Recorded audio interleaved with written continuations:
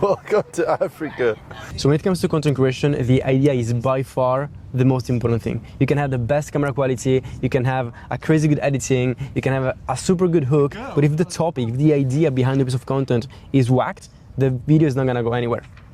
The idea is the only thing that can make up sometimes for poor packaging. Packaging is on YouTube, the title and thumbnail, and on Instagram is the hook because you get fed pieces of content. So that's the packaging. Now, how do you come up with crazy good ideas? That's what we're gonna go through today. And the process I'm gonna walk you through is the exact process that I used to scale my coaching business at 21 years old to 21,000 euros in a single month. And the same process that I used to scale all my clients. For example, Andy from 0 literally to 23,000 followers completely organically. And then 8,000 subscribers on YouTube. Nick from 7 to 33,000 followers. And James from 3,000 to now probably 16,000. All using this same ideation system. Now, we are gonna steal like artists. We're gonna do a bit of market research, especially at the beginning, to build a solid library of topics, formats, and angles. And then the more you use those angles and the more you gather data from your own content, the more you're gonna develop this ability to generate ideas on autopilot. And that's when your channel really picks up, right? When you're so in the flow, when you're so in the content creation workflow that generating crazy ideas comes natural, okay? That's what we're gonna get to. But first, we need to do what I'm gonna explain today. Oh, and by the way, they didn't just get followers. This exact way of ideating is what's gonna allow you to create content, not only to generate views, but also to turn them into clients. All right, because all the clients I mentioned are making between $15,000, $20,000, and $30,000 a month. First of all, you need to get clarity on your ICP. The ICP is the ideal customer profile. In here, you can fill out your ICP document, and that's gonna be like your Bible. Because whenever you need to script a piece of content or even just generate an idea for a piece of content, you're gonna base that idea on your ideal customer profile, okay? Here you're gonna have your psychographics, desires, current situation, what they're struggling with, what they've tried and didn't work, why they're failing, and all that stuff. But what's really important is this section right here, right? So here, like I said, is a library of formats, right? For Instagram and YouTube. Angles, I just added one. That's where you really need to add yours because you know your customers better than everybody else. And then unique topics. Again, you have to come up with yours, right? So just to give you a better understanding of what this is. So unique topic is, for example, your own unique way of explaining a difficult concept, okay? Formats are how you package the video, okay? So maybe it's a behind the scenes, maybe it's a onboard tutorial on the board, like first person view with your GoPro in your mouth. Maybe it's a before and after, okay? Maybe it's a meme, right? We're gonna go over that in a second. And then an angle is how you attack that topic, okay? So let's say the topic is your unique method to learn how to jive, right? In that case, the angle is going to be, for example, you've tried X method and Y method to learn the jive and still you're not consistent. Yeah. Try this one, right? So that's the angle. The angle is, again, how you resonate with a person and you introduce the topic that you're gonna talk about in that video, okay? And then you can have as many angles as possible and you can all bake them into your piece of content, okay? So the more you work with your clients, the more angles you're gonna come up with. And also like, you don't really take sales calls right now, but sales calls are the best place to find angles, because what you wanna do with your angles is you wanna trigger a pain point, trigger a desire, and you find those usually in sales calls. And then after you hook them, you generally want to handle an objection as well, especially with middle of funnel content. So content is mainly for conversion. There you really want to handle objections, right? So objections that people might have against your product because maybe they've tried something and it didn't work, something similar and didn't work. So you want to handle those objections in your conversion content. Like I said, after you have the ICP, the next thing is to create a list of competitors. Now I've already kind of done it for you. So these are the main channels right now. They're producing videos on YouTube and Instagram around wing foiling and similar, and are performing well. Okay. Once you have this, what you can do, you can open the single profiles and you can find angles and formats that are clearly working for these people, right? For example, if we open Gwen Le Tutour channel, we can clearly see that one of the formats that is working pretty well for him, right? You just go navigate to the Reels tab and you look for outliers. Outliers are videos that have a way higher amount of views compared to other videos. So it's pretty clear that the format that is ripping for him the most, that is getting the most reach at least, are the super cool stuff, right? For example, paddling up a 7-foot board without the paddle, like pump foiling in a city, beach starting, right? So crazy stuff. And other pieces of content are working pretty well that you can replicate are aesthetic pieces of content. For example, this one, 45,000 views. He doesn't substantially do anything. It's just really aesthetic and ASMR. You can hear the sound. It's like beautiful to watch, like very entertaining, right? However, you don't just want to focus on these kind of videos. You also want to, again, diversify, and you don't just want to create growth content. I call this growth content. You also want to create value content, because if you remember yesterday, you need to, yes, show that you're capable. Yes, you want to get as much reach as possible, but ultimately we're here to get clients, not just followers. So we want to also show them that you are qualified and you are really, really good at teaching people how to do the thing, and you can get people results. Okay, that's really important. So in that being said, which format is good for delivering value? Again, you have a look at his content, right? And my content. For me, for example, one of the formats that was working best for to deliver tips was the onboard tip. So I was either getting filmed with a zoom lens by a videographer, or I was on the board. I can show you with my 360 camera, and I was just talking and delivering a tip to the camera. It's much more effective than just sitting down or being on land delivering the same information, right? Simply because it immediately captures the attention. People immediately understand visually what the video is going to be about, and then they also connect with what you are saying. Okay, so you have more chances to connect with the listener, the viewer, at a deeper level.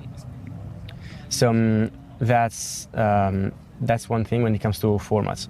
And I've created here already a library for you of formats, behind the scenes tips. So for example, this is another niche, right? So what you also want to do, you don't just want to look at your competitors in your own niche, you also want to look up market. So look at more sophisticated, more mature niches. For example, the running niche is definitely more crowded, more sophisticated than the foiling niche, okay? Sure. So what are they doing in the running niche that is working? And I can be the first person to bring in the wing foiling niche or in the foiling niche. For example, these videos are working pretty well. And so obviously, because it's so oversaturated, it's way better looking at those niches as opposed to a very small niche that doesn't have as much competition. Exactly. So it's always going to be easier to grow in a small niche. That's why it was fairly simple for me to grow my channel, even though I wasn't super experienced in the pump foiling niche, because I was nearly the only one producing content. Sure. So it was, the bar was really low. Yeah. But the more people, the higher the bar, right? So if you look at niches where the bar is already high, you can raise the bar. You can be the one raising the bar in your niche, right? And this is behind the scene shot, so you can see a person explaining, right? And you can see how easily you can replicate it in the wing foiling niche. Absolutely, yes. Right? Just you doing your things, coaching someone, and recording at the same time. It's also really easy to create. Now, when you do these type of formats, you need to be quite good at scripting. I'm gonna give you some resources around scripting and stuff, because you are gonna try and bake the scripting frameworks in your normal speech, right? So you're gonna start communicating for content, as if every sentence that comes out of your mouth is a piece of content. That's how you become really efficient at creating content, because again, you can simply just record yourself then, and whatever you do, whatever you say almost can be turned into a piece of content. That's extremely efficient. Yeah, then I showed you like the brag/show off format, personal story. We talked about that yesterday. aesthetic ASMR, we've seen that, and then pattern interrupting. This is also quite interesting. Yeah, Right. that is quite interesting. That is epic, right? Yeah, it is. we can Where probably, do I have we can an probably, editor to do that? yeah, we can probably find an editor who can do that. But like it's super pattern interrupting. That's why the video performs better than the average video on his channel. Because right? I guess that appeals to everyone. It doesn't just appeal to one specific niche. Yeah, like you that's don't a have really, to be really a good foiler point. to enjoy that. That's a really good point. In fact, usually you create top of funnel content to attract as many people as possible. And you know, that's gonna be like growth content. A beach start is fascinating to every single person. Doesn't matter they are wingfoiling, snowboarding, or even not into sport at all. They're just gonna find it really cool, right? This video is gonna just be really cool. Like from the top, oh, where is this? I wanna know where is this? And then, what the fuck is this guy flying above the water, right? If I don't know what wingfoiling is or downwinding is, and then it's just cool, right? And you know, he used the 360 camera, so again, a unique angle. Looks, how come? Like, where's the camera? Looks like a drone. And then he also added like the motion blur. He added the motion blur just to make it feel like he's going faster and just fucking more entertaining. More intense. Yeah. Kind of reminds me of those videos where like there's the person playing the game, like a video game, but then it's overlaid with the actual someone talking. Yeah. Yeah, that's a format. Yeah. That was for Instagram. Now for oh, by the way, also like memes and stupid stuff. Memes can be like maybe you've seen it. There is like a clip of a chick saying the only thing men actually want, and then you can pretty much stitch whatever, right? And you can stitch something that's gonna resonate with your ICP. So, and you can, I don't know, show a room full of foils, right? And all this kind of stuff. And then lifestyle stuff, okay? So don't just post around your niche, just post stuff that is gonna make you look human. Now on YouTube, here it's a bit narrower, and there are really few other formats than this one. So you got the onboard tutorial, plus land explanation with B-roll, right? So as I mentioned yesterday, I think, most videos that are performing really well for me in my foiling channel, for Gwen in his channel, and similar channels, is the tutorial doesn't start on land, starts in the water. Okay, so you give a little tip in the water, you almost show off that you can actually do the thing and you're qualified to explain what people clicked on the video for. And then after the initial part, because it's very hard to do the entire tutorial in the water, you're gonna do the second part on land, and then you're gonna add some B-roll on top for people to better understand what you're talking about. I don't like to add B-roll just to entertain people. That's not the goal. The goal is always to add B-roll intentionally, and animations and motion graphics and text overlays intentionally to help the viewer understand and internalize the topic, the tip that you are sharing. Then you can have even a little skit, so like a funny scene between two people, and then the land explanation, just like two people, oh, can you teach me about? And then the actual tutorial starts. This is just to be a bit funny, a bit relatable. Full course or masterclass, we talked about that yesterday. Client lesson, kind of like a behind the scene type of YouTube video. And client journey is the one that we are doing now, right? So I am your client journey. So it's like a client lesson, but it's a playlist. That builds a lot of trust because people can actually follow along the entire journey and almost get connected because you create a story. They want to see how it's going to end. It's going to help you. So do you think it's relatable adding in clips of you, like, you know, getting angry? Yeah, that's even more relatable, yeah. Okay. Yeah, the more relatable it is, the better it is, yeah. I hope we got that on got that on film. Then these were for like tutorials. When it comes to products, you're gonna have a full onboard review. That is great. Like if you can do an entire review on board, it's fantastic. Of course, it's complicated, but if you want to stand out, you need to go the extra mile and do what people are not willing to do. Like anybody can turn on the camera and sit down and review a foil, but you want to go the extra mile. So you need to like maybe get a 360 camera and get the strap to strap it on you, and then a microphone, and hopefully you try not fall so the microphone doesn't get wet. And then you just do the review while you are on the water, right? Of course it's harder, but it's gonna be much more, Attention will be increased. Attention grabbing, 100%. If you cannot do that, just like you have the onboard tutorial and then the land explanation, you can have the intro with the product of you writing. So the intro is done on foil in this case, and then you have the review straight afterwards.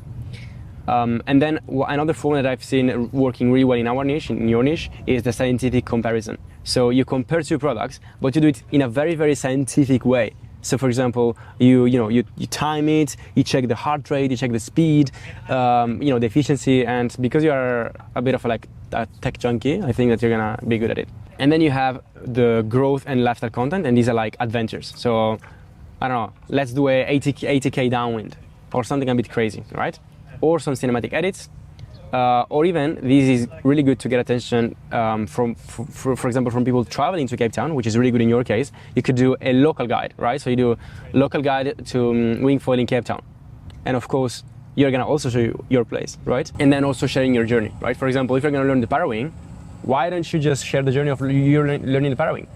Because again, you don't just want to show off and provide value. You also want to show that you are like them. You are relatable. You are still learning something. You still have stuff to learn. Now, once you have your ICP, your list of competitors, and your list of bigger brands in more sophisticated niches, you have to, like I said, scroll through the profiles and find the outliers, and then create your list of topic, angles, and formats. Some of the videos that you're going to find in your niches are going to have a whacked packaging, especially on YouTube. Like, they're gonna have shit thumbnails and they're still gonna perform because, like I said, the niche is so immature, right? And that's a really so you're saying we got a lot of potential. Exactly. So easy to stand out, to make a thumbnail that looks 20 times better than the other one. The easiest way to never run out of ideas is by simply never stop learning. If the more you learn, the more things you're going to implement, the more you teach, the more things you're going to implement, and the easier it's going to be to come up with new ideas. Then I guess that falls under passion. Like, you actually have to be passionate about 100%, 100%. And the idea must be not only interesting to your audience, but also interesting to you. Because if you don't care, you're not going to,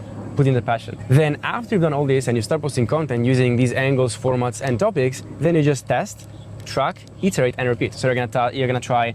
You talk about this topic using this angle and this format, and then you try the same topic with another angle, another format, right? And you test, and you put out like 10, 20, even 30, 50 pieces of content, and then you look at the numbers, but not just the views. You also look at the number of meaningful comments, right? Because if someone takes some time of their day to write something below a post, that means that the post was really valuable. You look at number of saves and shares, because again, if the video is useful, they're gonna save it and share it. And if it's relatable, especially, they're gonna share it. And this is probably the most important by far, the number of follows per 1,000 views. So look at how many followers that video got compared to how many views it got. And the more this ratio is high, the more this number is high, the better that piece of content was, and the more you need to double down on that format and angle and topic. Simple. You just need to be intentional, that's all. Like I said, how to come up with the best ideas consistently, keep learning, keep creating, make content your first priority, surround yourself with other creators, like you, allocate 2 to 4 hours a week just to ideation. So you sit down and with pen and paper, you just ideate, you just try and find ideas for pieces of content. And then scroll intentionally. So scroll in the Instagram feed and try and understand what made you want to follow that person, what made you want to like that post, what made you want to visit that profile, right? If you do that consistently, you're going to understand what actually makes good content. But if you want to actually understand what makes good content, I created a video. So if you want, you can watch it later. Oh, definitely. And yeah, there I really walk you through what actually makes good content, and I analyze a hell of a lot of pieces of content in that video from great creators and from my own clients to make sure that when you put in the effort to create a piece of content, it's going to actually perform. Thank you.